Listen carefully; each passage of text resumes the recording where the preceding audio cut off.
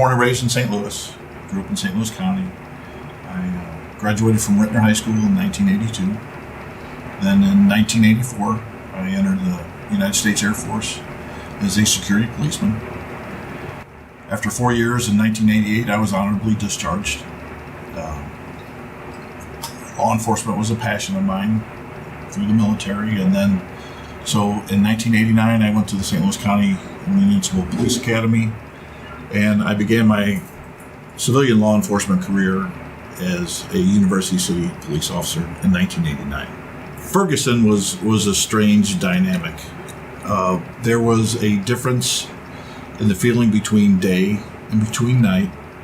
You would see people out there, people that I knew from the community that were out there protesting, that would come up, that you had a personal relationship, would tell you to be safe or to give you a hug. And then later on in the night, they would disappear. And then a different set of people would show up. And it became more dynamic, more violent. However, at the same time, you're trying to, as you're talking to people, and you understand where they're coming from, and you have to listen, because if you don't listen, you're never going to learn. And with that in mind, we would listen, but no matter how violent it got, we still had to protect people that were out there protesting and allowing them to their First Amendment rights. I know that I've had a career that a lot of people will never have, and I feel extremely fortunate to have that career. But what strikes me the most is a thank you note. When you get, they don't come very often.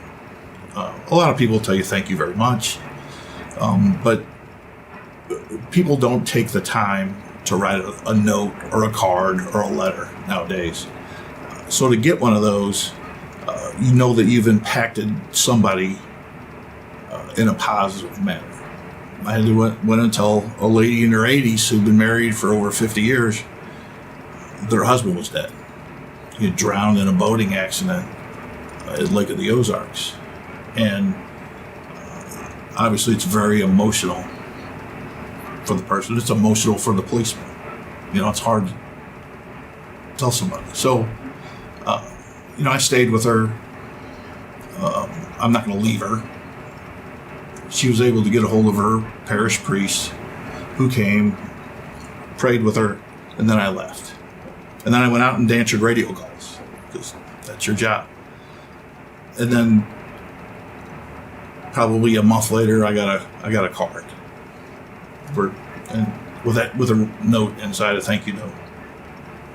In August of 2014, it was very hot, and at night you were out there. We would get on post, and I was at West Florissant in Canfield with another St. Louis County police officer, a Missouri Highway Patrol sergeant, and corporal.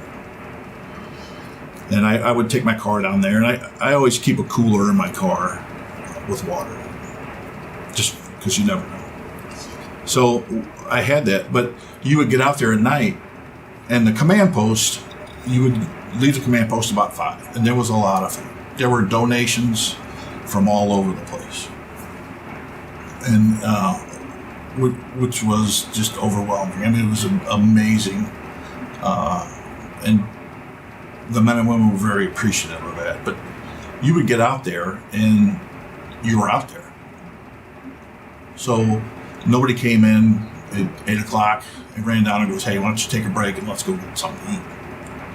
Well, the situation was a little too dynamic for that. So, and you would get out there, and then you got off your post when everything calmed down.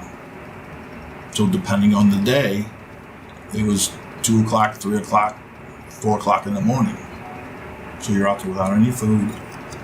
So,